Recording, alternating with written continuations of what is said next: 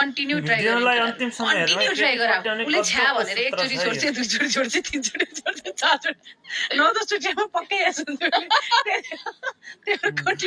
continue लागि पर्ने भाइ छोडिरहने यो गयो त अर्कोहरू खोज्ने त्यसलाई पर्खेर बस्ने ए मलाई यस्तो गर यस्तो कुरिरहेको रहेछ यस्तो माया गर्दो रहेछ भनेर त्यो हेरेर आउँछन् किनभने आजभोलि सबैभन्दा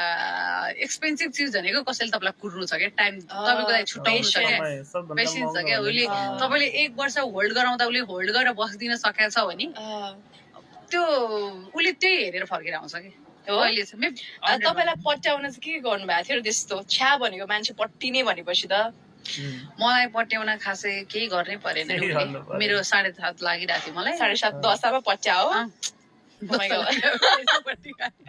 मान्छेहरूले के भन्छ कन्टिन्यू गरे भने कस्तो राम्रो दिन थियो होला त्यो दिन जुन दिनमा मैले तिमीलाई पाएँ भनेर डायलग हाल्छन् कि तपाईँले भन्दै हुनुहुन्छ मलाई 7.5